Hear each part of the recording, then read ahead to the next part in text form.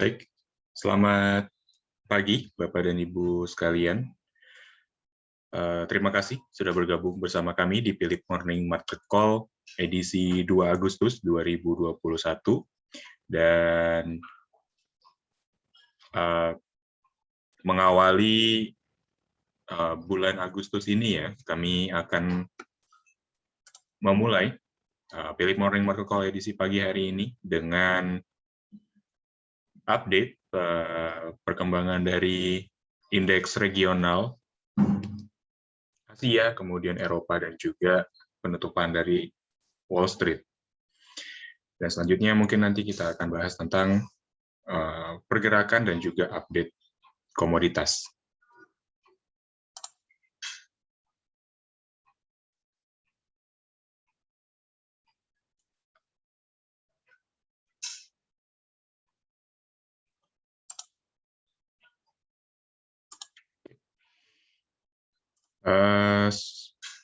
Mohon maaf, sebelum memulai pembahasan kita, apakah layar sudah sangat jelas? Oke, terima kasih Pak Syaiful. Ya, kita lanjutkan dulu ya untuk update pergerakan indeks. Di antaranya ada indeks harga saham gabungan yang melemah minus 0,80%. Kemudian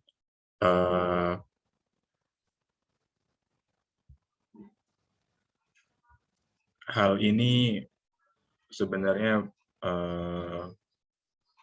sejalan ya dengan apa namanya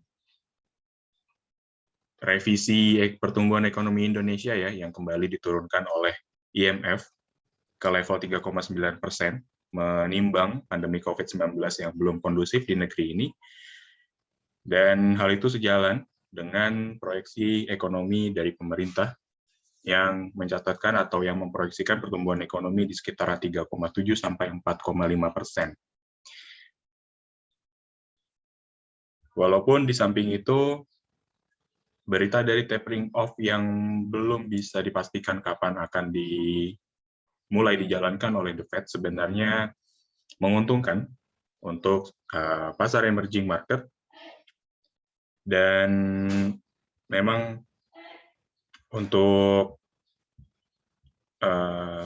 area atau regional Asia ya, khususnya di wilayah Asia Tenggara, memang kasus COVID masih cukup tinggi atau mungkin bisa dibilang sangat tinggi, dan itu sebenarnya dilihat sebagai satu resiko ya bahwa apa namanya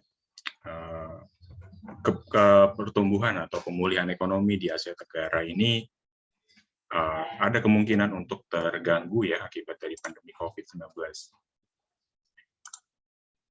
Selanjutnya dari indeks Straits Times dan juga Hang Seng, baik itu juga Nikkei, masing-masing melemah 0,43, kemudian Hang Seng melemah 1,35%, dan juga Nikkei turun 1,80%. Hal ini menyusul beberapa data ekonomi yang dirilis seperti penjualan eceran untuk bulan Juni yang lebih rendah dari estimasi pasar ya untuk negara Jepang khususnya. Dan untuk indeks Hang Seng maupun juga Shanghai masih dipengaruhi oleh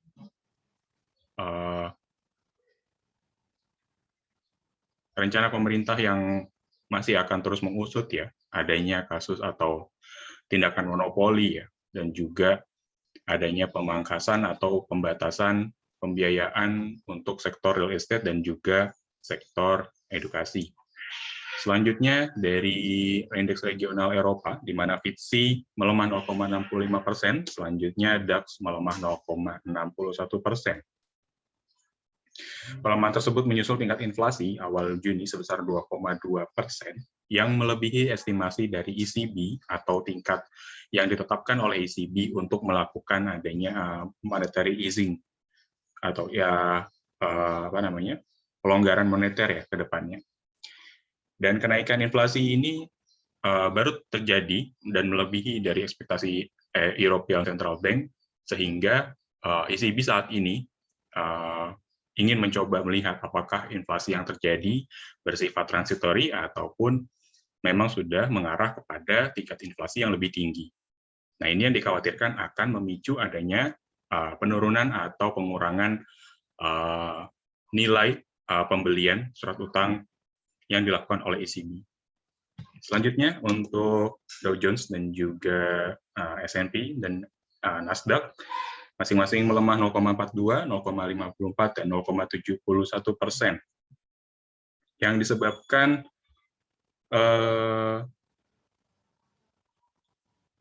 adanya pertumbuhan dari personal consumption expenditure atau PCE untuk bulan Juni secara month on month tumbuh 0,4 dan secara year on year tumbuh 3,5%.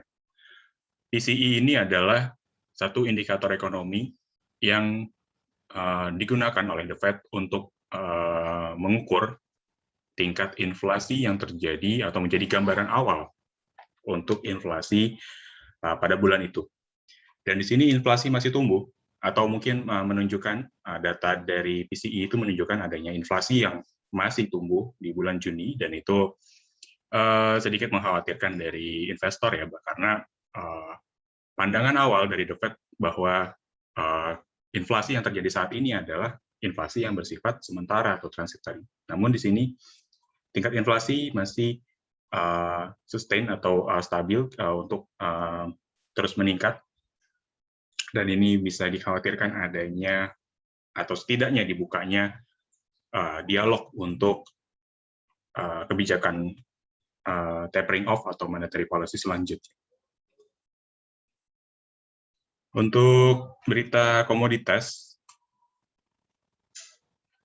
bergerak bervariasi ya, dengan pelemahan yang terdalam terjadi pada nikel minus 1,43%, sedangkan untuk penguatan terbesar ada di minyak dunia, khususnya untuk acuan benua Amerika, yaitu WTI, ke level 73,95 US dollar per barrel, atau menguat 0,45%. Untuk hari ini, kami perkirakan indeks harga saham gabungan cenderung bullish, walaupun masih moderate ya, dengan support di 6.039 dan 6.130. Untuk market driver sendiri, kami lihat di sini dari beberapa data atau mungkin dari kondisi market Eropa dan juga market Amerika, sebenarnya menunjukkan hal yang cukup negatif. Namun kita lihat di sini ada satu sentimen dari dalam negeri, yaitu tidak diperpanjangnya PPKM darurat, yang membuat indeks harga saham gabungan memiliki potensi untuk cenderung menguat ya, karena memang PPKM darurat ini menjadi satu sentimen yang negatif yang sudah membuat indeks ini tertekan. Dan ketika PPKM darurat ini dibuka, maka harapannya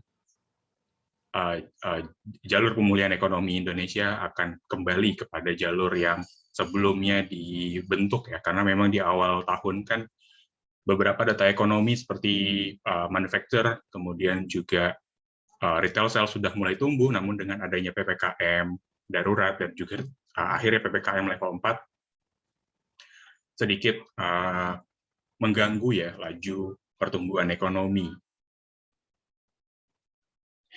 Di sini China pagi ini sudah merilis PMI-nya atau manufacturing-nya yang turun 50,4 skala indeks dari 50,9, namun di sini masih menunjukkan adanya ekspansi ya, level ekspansi di manufacture yang dirilis oleh National Bureau of Statistics. Namun nanti di sini ada dua jenis ya, jadi ada NBS dan juga nanti ada Caixin Manufacturer atau dari sisi swastanya mengeluarkan survei PMI. Jadi nanti Caixin juga kita perlu pantau juga. Nah, kemudian di sini ada South Korea juga yang mencatatkan ekspor tumbuh 29,6%. Namun impor lebih tinggi, pertumbuhannya sebesar 38,2%. Di pagi ini juga kita akan dihadapkan atau disuguhkan ya dengan rilis data PMI kita, dan ekspektasinya memang sedikit turun ya dibandingkan bulan sebelumnya, karena memang di bulan Juli kan ada PPKM darurat dan juga PPKM level 4, dan itu harap atau ekspektasinya mengganggu dari kegiatan dari manufaktur ya setidaknya. Jadi memang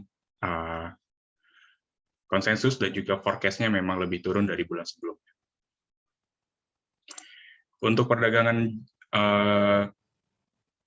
di sini perdagangan tanggal 30 ya, di hari Jumat, di mana indeks melemah dan investor asing masih mencatatkan net sell senilai 354,36 miliar rupiah, yang membuat total flow sedikit turun ke 6,03 triliun rupiah. Selanjutnya dari aksi korporasi, diantaranya ada BBCA yang merencanakan untuk melakukan stock split dengan rasio 1:5.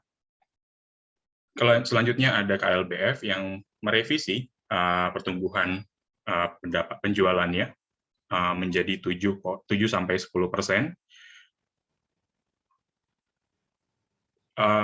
Dari sebelumnya 5,6%.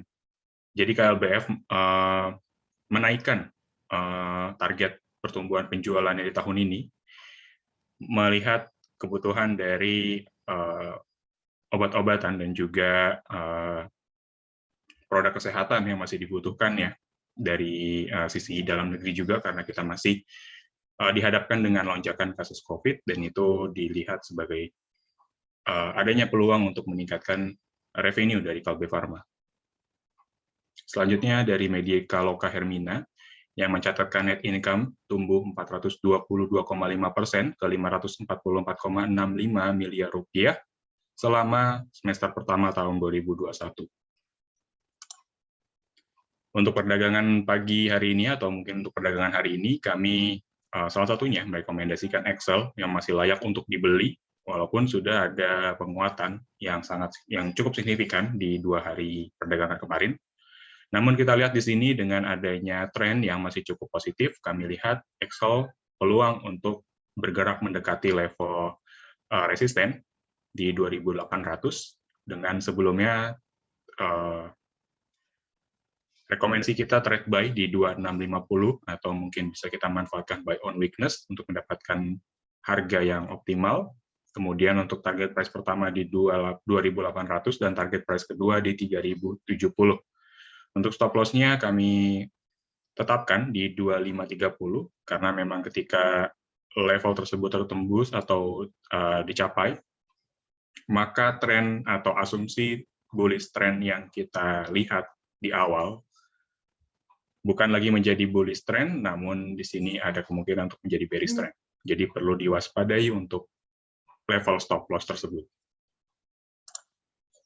Selanjutnya ada Jasa Marga, di mana kita lihat di sini Jasa Marga cenderung membentuk bullish engulfing di mendekati level exponential moving average 13 hari, atau kita bisa katakan EMA 13 menjadi dynamic support, karena di periode sebelumnya Jasa Marga sempat melemah namun kembali rebound di area-area tersebut. Ini bisa kita manfaatkan untuk cicil beli, dan kita bisa cermati ya untuk penguatan Jasa Marga. Selain dari itu juga memang adanya pencabutan PPKM darurat atau PPKM level 4 membuat Jasa Marga ini cukup terdorong oleh sentimen adanya pelonggaran tersebut. Jadi untuk mobilitas masyarakat, saya rasa sedikit akan dilonggarkan ya, dan juga Jasa Marga juga akan menikmati pelonggaran dari peraturan pemerintah tersebut. Dengan target atau dengan trade buy di 3.910 atau idenya adalah buy on weakness di level berapapun yang Bapak dan Ibu temui. Namun di sini kita lihat ada mungkin peluang koreksi sedikit ya, sampai 3.910, kemudian untuk target price pertama di 4.080, dan selanjutnya target price kedua di 4.250. Untuk stop loss-nya kami tetapkan di 3.800, menyesuaikan dengan dynamic support yang kalaupun itu ditembus, maka ada peluang jasa marga melanjutkan tren jangka menengahnya ke tren bearish kembali. Selanjutnya, saham Astra International kami lihat di sini memiliki peluang ya untuk menguat, menyusul rebound-nya harga di level 4640. Ditambah lagi memang secara historikal ya, Astra International ini ketika sudah mengalami koreksi yang atau mungkin pelemahan yang cukup dalam, Astra International dengan adanya konfirmasi candle itu cenderung menguat ya selanjutnya. Jadi di sini kita merekomendasikan trade buy di 4720 atau di level closing price-nya di perdagangan kemarin karena itu cukup baik ya untuk diambil. Selanjutnya untuk target price pertama di 4880 dan target price kedua di 4940. Untuk stop loss-nya kami tetapkan di 4640 atau menyesuaikan dengan level support yang dimiliki oleh Astra International. Itu saja dari kami dan kita akan buka sesi tanya jawab. Silakan Bapak dan Ibu sekalian yang sudah memiliki pertanyaan boleh langsung tulis di kolom komentar. Dan ini juga saya tampilkan beberapa email dan juga media sosial kami. Kalaupun di dalam sesi tanya jawab pagi hari ini, pertanyaan dari Bapak dan Ibu belum bisa kami jawab dan belum bisa kami bahas satu persatu. Terima kasih, saya akan kembali mungkin di sekitar 1 atau 2 menit.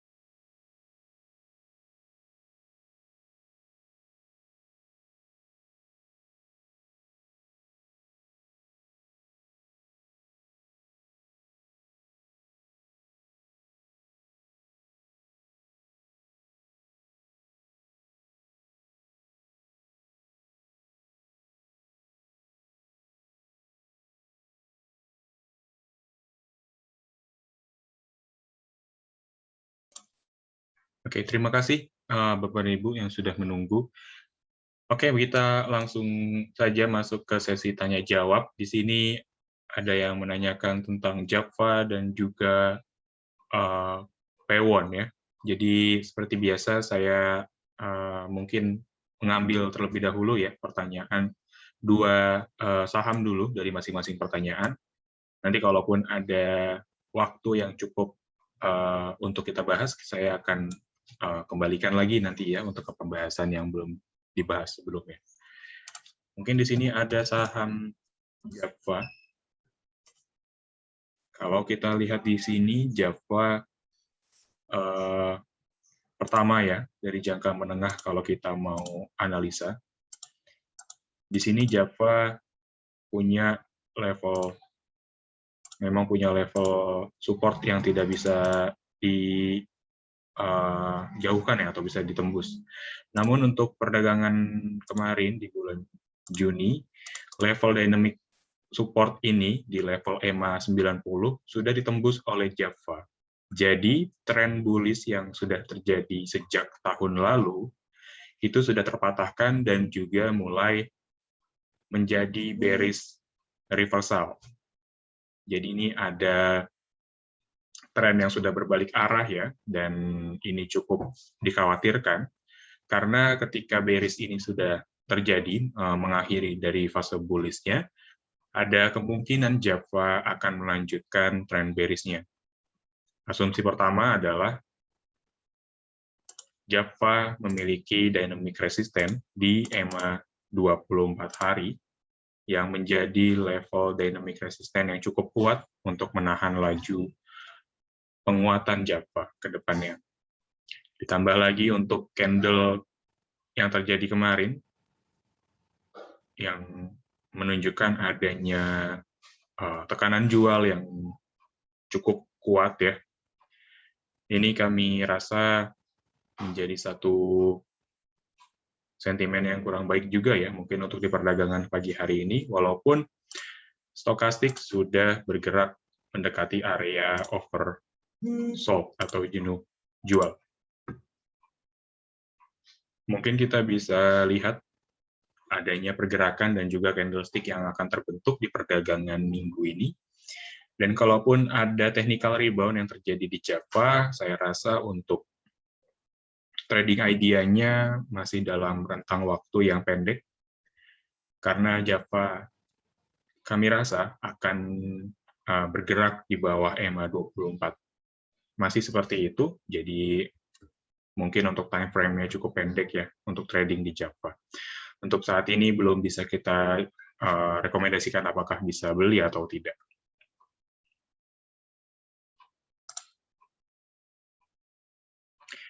Selanjutnya untuk Paewon. Pakuan juga sama. Kami lihat di sini baik dari indikator stokastik dan juga candle masing-masing menunjukkan dan mengarahkan kepada tren bearish. Jadi kita belum bisa lihat apakah ada peluang untuk trading di saham Paewon ini. Dan kalaupun nanti ada candlestick bullish yang confirm, maka saya rasa untuk tradingnya juga masih dalam jangka waktu yang pendek karena di sini Paewon punya resisten yang cukup kuat ya. Di EMA 24 menjadi dynamic resisten yang cukup kuat untuk menahan dari laju penguatan Pakuan.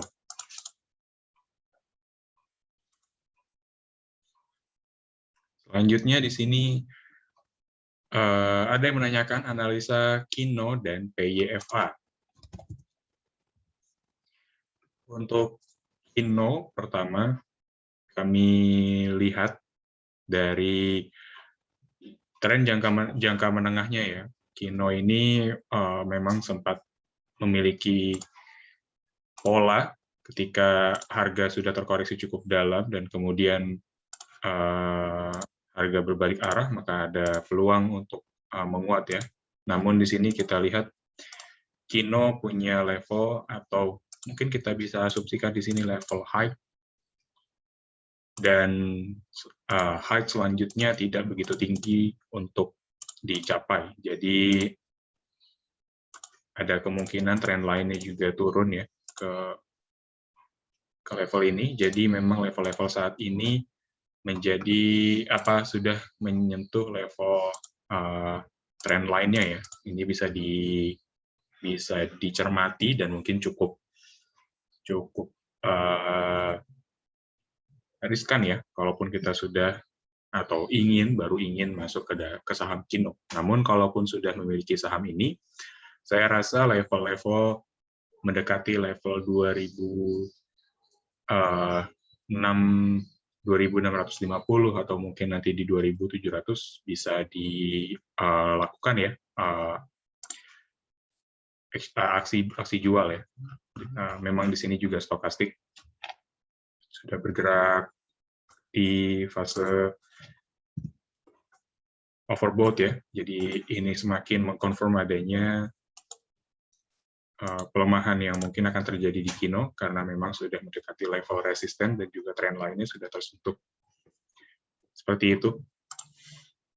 Selanjutnya untuk PYFA.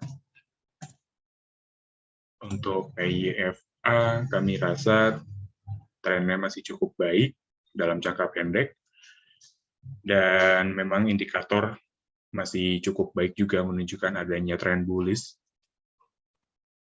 Kalau kita lihat dengan Fibonacci ya,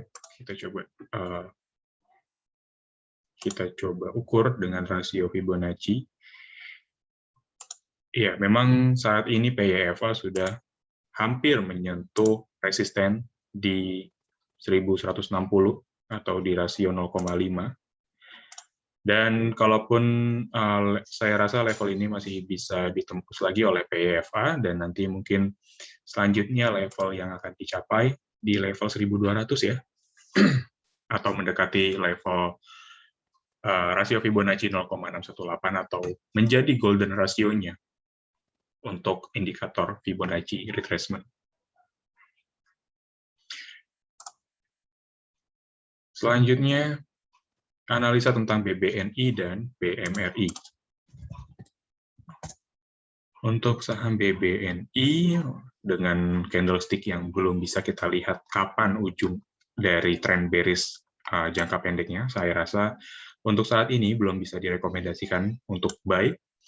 Namun ini cukup menarik jika kita melihat di sini ada support, klasik support yang terjadi di area 4550 atau 4560, sorry, ya 4560. Di situ ada support yang cukup kuat yang menahan pelemahan dari BBNI, ditambah nanti stokastik kita coba lihat ya, kalaupun nanti ada pergerakan yang mendekati level oversold, dan ditambah lagi kalaupun memang ada crossing atau menjadi golden cross, kita bisa manfaatkan untuk trading jangka pendek.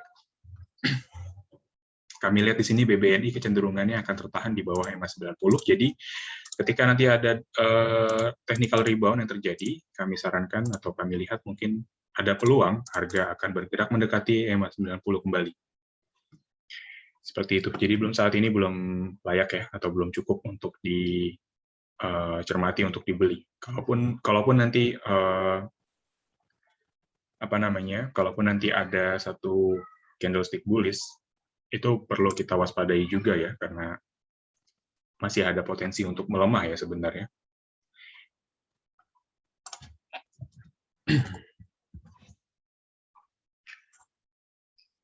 Oke, selanjutnya untuk BMRI. Kalau untuk BMRI juga sebenarnya saat ini sudah bergerak di area-area yang bisa kita katakan sebagai area yang cukup menahan ya, dari pelemahan BMRI di sekitaran 5675 atau mungkin 5650.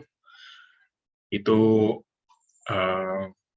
kecenderungan dari trennya ya untuk BMRI itu cenderung sideways dan tidak kemana-mana. Jadi saya harapkan atau saya rasa mungkin untuk saat ini belum bisa kita buy, belum bisa kita lakukan beli untuk BMRI karena belum ada konfirmasi dari candlestick-nya juga ya. Jadi cukup riskan juga walaupun di sini ada level yang bisa menahan dari pelemahan dari BMRI. Seperti itu. Ada baiknya kita lihat konfirmasi selanjutnya. Selanjutnya bisa diberikan analisa Medco dan juga LPPF untuk minggu ini. Untuk minggu ini, kami rasa Medco juga masih akan bergerak di bawah EMA 13 hari, menyusul dari tren yang terjadi beberapa minggu belakangan. Ditambah lagi, indikator stokastik sudah menunjukkan tanda-tanda adanya false signal. Maksudnya, walaupun Medco sudah bergerak di area di area oversold dari sisi stokastik, namun candle tidak kemana-mana dan cenderung tertahan di bawah EMA 13 hari. Itu yang kita sebut mungkin false signal. Jadi tidak bisa kita gunakan atau tidak bisa kita jadikan acuan ketika indikator stokastik sudah bergerak di area oversold. Seperti itu untuk Medco, dan mungkin untuk kedepannya Medco juga masih akan tertahan di level tersebut dan potensinya kembali untuk mencetak lower low-nya kembali ya, dan mungkin lower low-nya belum terlihat saat ini karena memang belum ada technical rebound yang begitu cukup panjang ya untuk membentuk satu lower low. Selanjutnya LPPF. Untuk LPPF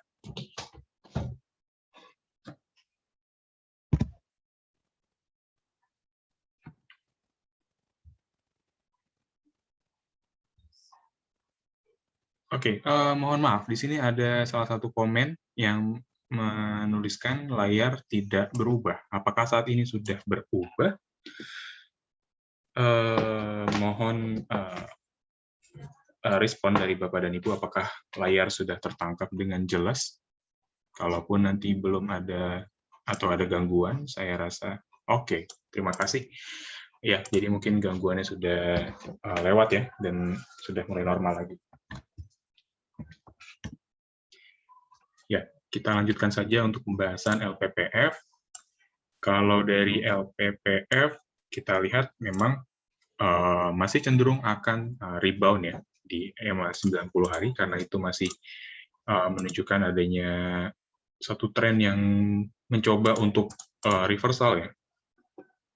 Ditambah lagi untuk stokastiknya juga masih cukup confirm ya adanya kemungkinan pembalikan arah, namun dari sisi exponential moving average sudah crossing atau dead cross, dan ini kami khawatirkan akan ada satu trend bearish reversal ya yang terjadi di saham LPPF. Dan mungkin kalaupun ada technical rebounds, kami rasa untuk level-level yang bisa kita cermati untuk dijadikan taking profit mungkin mendekati level exponential moving average 24 hari ya, di sekitaran 1960 itu bisa kita gunakan untuk taking profit terlebih dahulu ya. Karena memang kita khawatir tren jangka menengah ini akan diakhiri dengan tren bearish saat ini. Mungkin untuk KF selanjutnya, ada yang menanyakan tentang saham KF. Di sini Kimia Farma sudah tembus juga ya, dynamic support di EMA 90 hari. Dan sebelumnya kami lihat di sini ada satu bentuk doji yang mungkin cenderung spinning top, doji. Namun setelah itu harga malah melemah ya. Ini sudah memutuskan atau mematahkan asumsi adanya tren bullish yang akan terjadi di perdagangan 26 Juli kemarin. Jadi dengan adanya konfirmasi ini, kemungkinan KF akan cenderung melemah kembali ya, dan tertahan di bawah EMA 24 hari. Kami rasa untuk saat ini Kimia Farma belum layak ya untuk untuk dicermati atau dikoleksi, karena memang kecenderungan akan terkoreksi lagi ya untuk jangka menengahnya. Namun kalaupun nanti ada satu volume perdagangan yang cukup signifikan, ditambah lagi memang stokastik sudah golden cross dan juga pola candlestick sudah menunjukkan bullish reversal, saya rasa ada peluang untuk trading dengan memanfaatkan frame jangka pendek ya, dengan target price mungkin mendekati area dynamic resistance di sekitaran 3040 atau mungkin di bawahnya sedikit di area 2800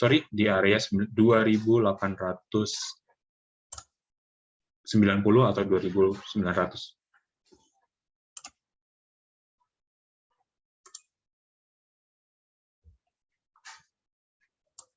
Selanjutnya, pertanyaan untuk Antam dan juga Tins. Untuk Antam, sebenarnya saat ini Antam cenderung menguji dynamic support ya, di EMA 24 hari. Dan saat ini harga juga sudah bergerak kembali di bawah level support di 2600. Saya rasa mungkin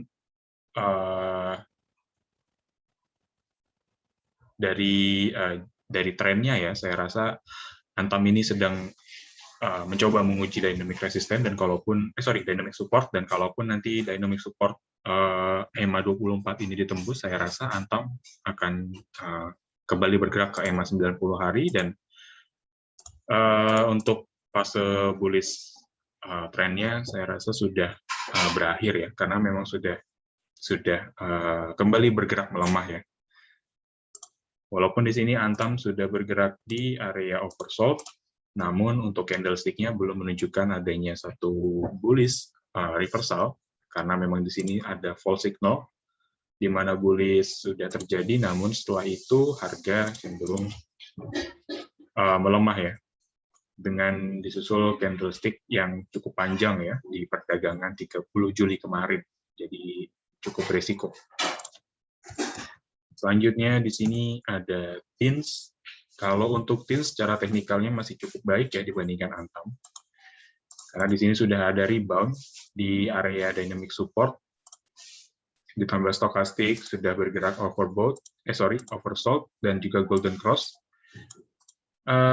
Ini lebih cenderung menarik ya untuk saham TINS. Ditambah lagi memang TINS ini mencoba kembali bergerak di atas klasik resisten di 1660 yang sebelumnya menjadi dynamic support ya, dan sempat ditembus oleh TINS, namun harga rebound di area EMA 90 hari. Ini cukup baik juga untuk TINS, dan mungkin kita cermati untuk taking profit pertama mungkin di area resisten dia yang sempat dia capai, itu di 1770,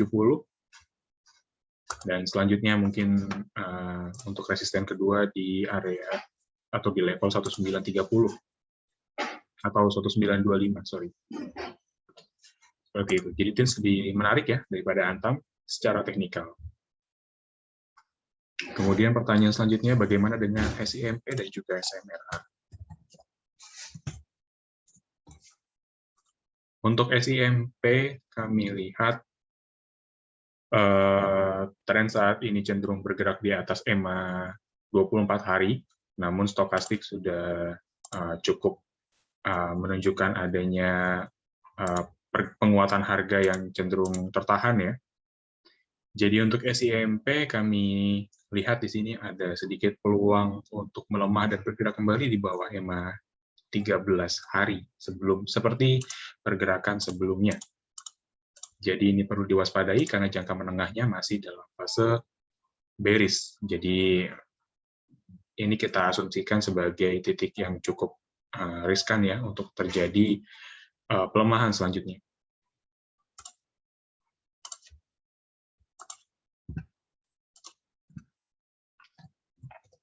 Selanjutnya untuk SMRA. Untuk SMRA kami lihat juga di sini walaupun sudah turun ya cukup signifikan, belum ada satu tanda bahwa tren ini akan menjadi tren bullish ya, reversal maksud saya. Jadi untuk SMRA belum bisa diperhatikan, kalaupun nanti ada candlestick bullish yang muncul di perdagangan SMRA ini, kita bisa manfaatkan untuk trading jangka pendek dengan taking profit di sekitaran EMA 24 hari ya, menyusul tren yang terbentuk itu cenderung tertahan di bawah exponential moving average 24 hari. Seperti itu. Jadi exponential moving average 24 hari menjadi dynamic resisten yang cukup kuat dan bisa dijadikan taking profit untuk Bapak dan Ibu kalaupun ingin masuk ke saham SMRA. Tapi untuk saat ini kami belum sarankan karena memang belum ada konfirmasi lebih lanjut lagi dari sisi teknikal atau dari sisi candlestick.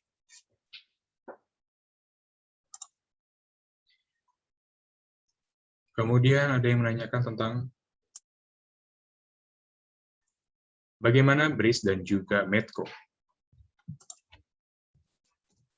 Untuk saham BRIS pertama, iya.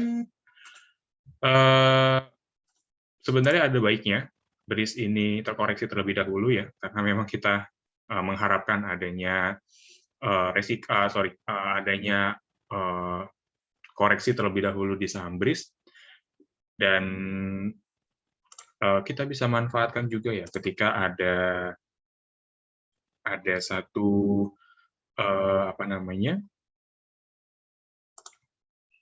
ada satu pembalikan arah nanti ketika harga mendekati level 0,5 sampai 0,618 di level 2470 atau menjadi dynamic support. Ini cukup menarik ya, kita tunggu di level segitu karena ketika level itu disentuh dan hal itu cukup baik ya kalau kita untuk cicil beli. Kalaupun nanti ingin mencari konfirmasi yang lebih lanjut, saya tetap sarankan melihat adanya candlestick bullish. Karena memang masih dalam fase bearish ya, ini candlestick-nya masih bearish, jadi untuk beli yang confirm, yang lebih confirm lagi, itu bisa kita tunggu nanti ada candlestick bullish yang muncul ya.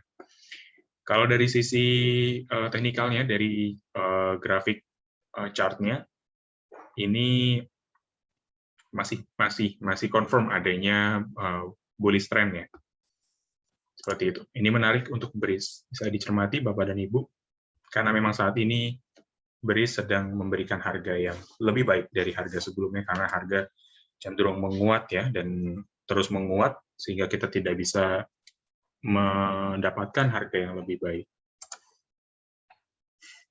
Kemudian untuk Medco mungkin sudah dibahas sebelumnya, jadi mohon maaf, saya akan lanjutkan ke pertanyaan selanjutnya. Mohon analisa MNCN dan juga Pegas. Dari MNCN juga masih dalam fase bearish, dan saat ini candlestick belum menunjukkan adanya bullish reversal, namun kita bisa manfaatkan ketika nanti ada candlestick bullish yang terjadi di saham MNCN, karena memang sebelumnya MNCN ini memang di dalam fase bearish continuation-nya akan ada satu koreksi ya. Koreksinya kalau untuk bearish trend itu adalah bullish. Berkebalikan dengan tren bullish jangka menengah, koreksinya adalah tren bearish ya. Jadi kalau kami lihat di sini mungkin MNCN bisa mencoba dulu ya bergerak dan membuka level swing low terbarunya, dan secara rasio Fibonacci mungkin kita bisa ukur di sekitaran 745 atau level mendekati seperti itu. Dan kalau sudah level Fibonacci-nya sudah hampir dicapai dan nantinya ada candlestick bullish yang muncul, ini bisa kita manfaatkan untuk trading jangka pendek dengan memanfaatkan exponential moving average 24 hari sebagai dynamic resistennya atau menjadi taking profit Bapak dan Ibu. Seperti itu. Oke, mungkin untuk update perkembangan pergerakan IHSG pagi hari ini, berhubung sudah dibuka, IHSG saat ini sedang melemah 0,10%, walaupun di awal perdagangan IHSG sempat menguat mendekati level 6.111, kurang di antara level seperti itu. Dengan foreign masih buy melakukan aksi beli di regular market kita. Dan untuk saham yang menguat ada senilai atau sebanyak 196 saham, dan yang turun ada 199. Oke, mungkin kita akan lanjutkan lagi dengan pembahasan dan juga pertanyaan yang sudah ditulis oleh Bapak dan Ibu sekalian. Oke, pertanyaan selanjutnya ya. Tolong informasi apa yang bisa saya lakukan terhadap saham kios yang ARB, apakah bisa hold? Kalau menurut saya, saham-saham yang sudah yang merasakan adanya ARB itu lebih baik segera cut loss, karena saham tersebut ketika memang sudah mencapai ARB atau AR bawah, saya rasa itu sudah di luar dari kenormalan ya, maksudnya saham tersebut sudah tidak bisa kita tahan lagi ya, kalaupun dari karakteristik perdagangan dari investor ataupun trader yang punya saham tersebut cenderung melepas saham tersebut dengan kondisi yang panik, jadi menimbulkan adanya ARB. Ini kurang baik juga sebenarnya untuk saham kios. Dari segi teknikalnya pun juga kurang baik karena menunjukkan adanya candlestick yang terbentuk full body candle ya. Full body candle itu menunjukkan adanya tekanan jual maupun beli yang sangat kuat, dan itu sangat signifikan akan mempengaruhi pergerakan dari pergerakan indeks atau pergerakan teknikalnya ya, pergerakan chartnya. Jadi saya sarankan mungkin seperti itu, Bapak dan Ibu, kalaupun memiliki saham yang mengalami ARB.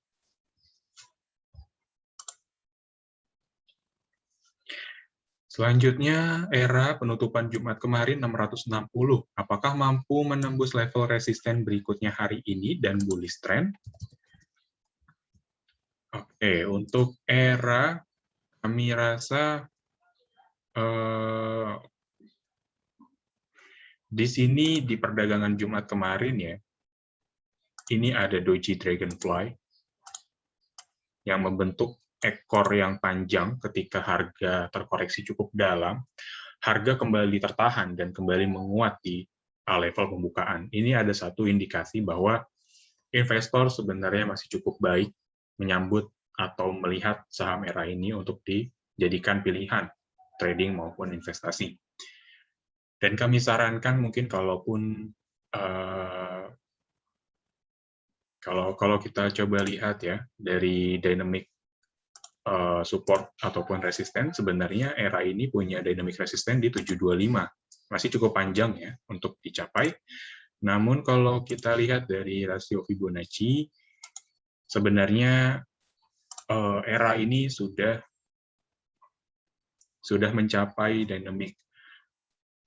sudah mencapai level yang bisa kita jadikan ya untuk resisten, namun tidak bisa dikatakan resisten ya, karena memang bukan termasuk ke dalam classic support ataupun dynamic classic support ataupun classic support atau dynamic support. Di sini sudah menyentuh level 0,618 atau menjadi golden ratio untuk saham Fibonacci, untuk indikator Fibonacci. Jadi ada dua pilihan, kalaupun Bapak dan Ibu ingin taking profit, saya sarankan juga atau saya beri masukan juga layak untuk dilakukan taking profit. Namun kalaupun Bapak dan Ibu masih ingin menunggu level di 725 atau klasik resistennya, saya sarankan juga masih cukup baik ya untuk di hold sampai ke 725. Jadi ada dua pilihan, tergantung strategi dan tingkat imbal hasil yang Bapak dan Ibu miliki, seperti itu.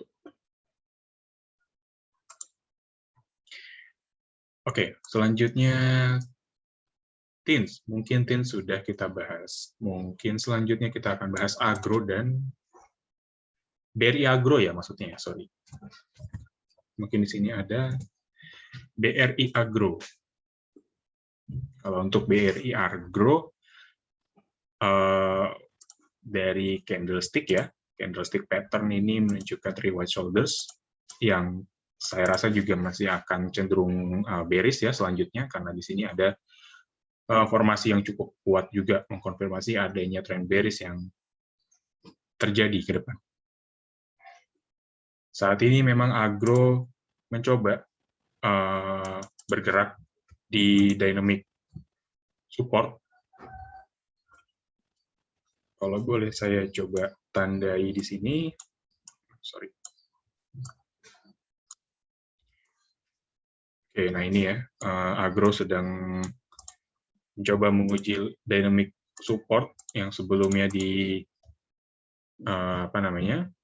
yang sebelumnya dicapai dan menjadi dynamic support yang cukup kuat. Namun dengan adanya tren atau pola candlestick three white shoulders ini, saya lebih concern adanya tren bearish yang cukup kuat yang akan terjadi di saham agro ya. Jadi ini perlu diwaspadai dulu. Jadi untuk saat ini kita belum bisa masuk, dan kita bisa coba cermati ketika nanti ada technical rebound atau candlestick bullish yang muncul di tengah-tengah pelemahan dari saham agro ini.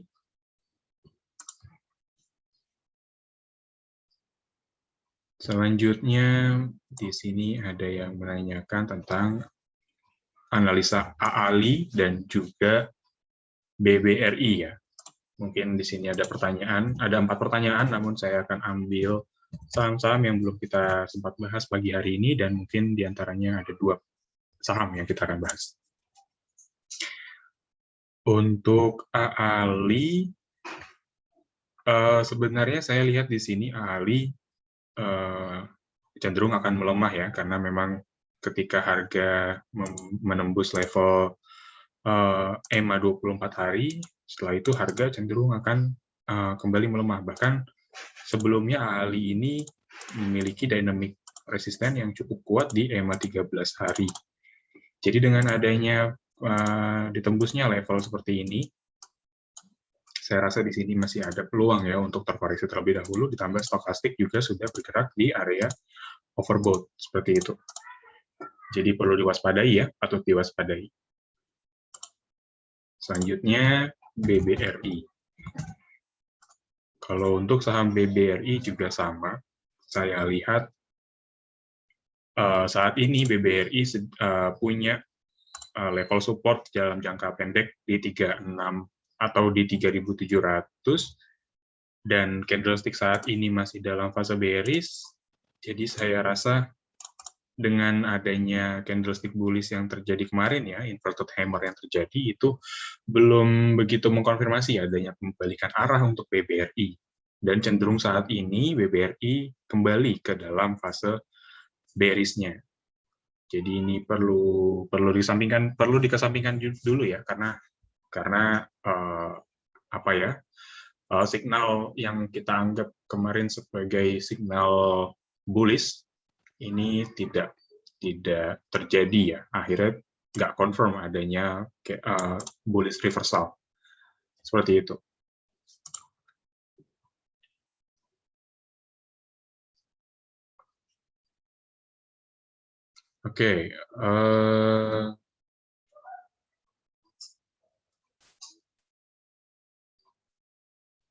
Oke, mohon maaf tadi saham Pegas ke skip ya dari MNCN, mungkin nanti kita bahas lagi, mohon maaf.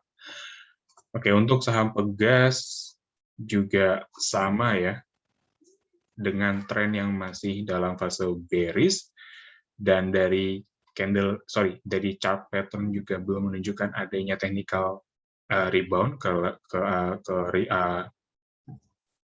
rentang bullish ya, atau ke tren bullish.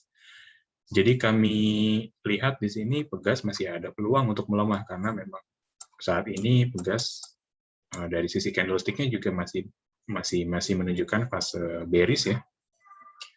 Dan selain itu juga support yang dia punya di 975 sudah ditembus saat ini. Jadi untuk support selanjutnya ya, atau untuk basic support yang akan dicapai oleh Pegas, mungkin Pegas punya di level 900, namun ini cukup jauh ya. Dan ya memang tingkat resikonya atau downside risk-nya masih cukup dalam ya untuk saham Pegas. Jadi saran saya belum bisa dicermati dulu untuk Pegas saat ini.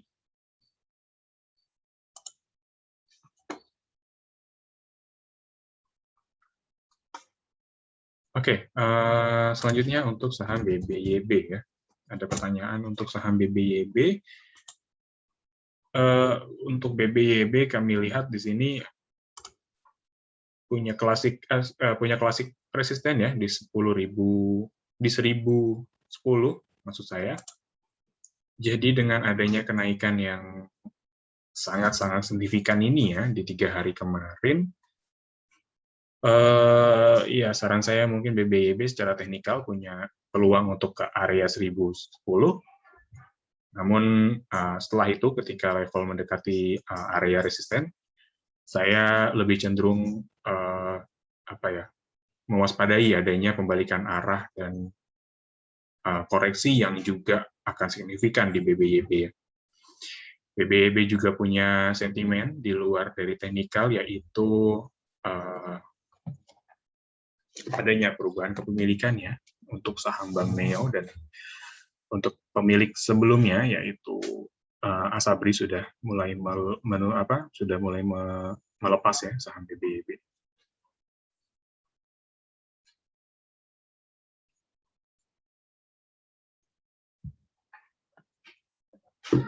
Jadi itu bisa menjadi sentimen yang positif ya selama 3 hari atau mungkin 4 hari ya dengan perdagangan saat ini. Masih layak untuk di hold, dan kalaupun belum memiliki saham tersebut, mungkin saya lebih sarankan untuk tidak masuk ya, karena sudah begitu tinggi, kecuali memang Bapak dan Ibu sudah punya saham ini sebelumnya. Walaupun nanti ada koreksi, juga masih bisa merasakan adanya potensial return ya, yang cukup baik.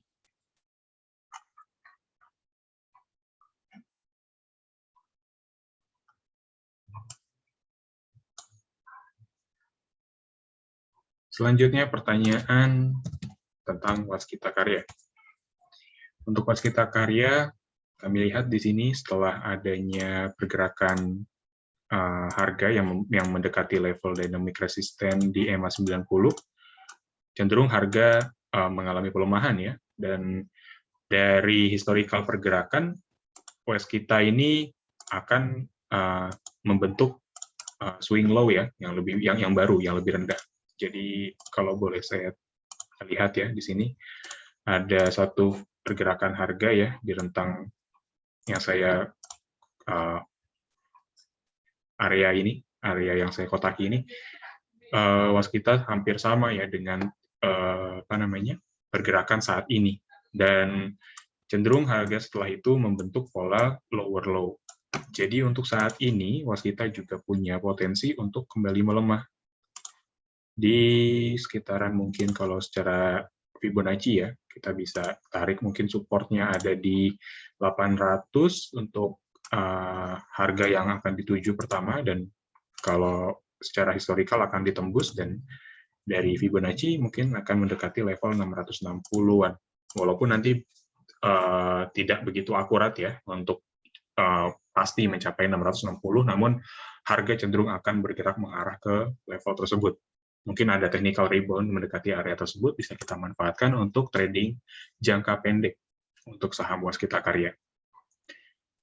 Oke, mungkin itu menjadi pertanyaan terakhir di Philip Morning Market Call edisi 2 Agustus 2021. Saya ucapkan terima kasih atas atensi dan perhatian Bapak dan Ibu sekalian, dan terima kasih atas pertanyaan yang sudah ditulis di kolom komentar. Jangan lupa tetap saksikan Philip Morning Market Call setiap harinya, yang akan dimulai dari pukul 8.30 sampai 9.30 pagi. Terima kasih, selamat melanjutkan aktivitasnya, dan sehat selalu Bapak dan Ibu. Terima kasih.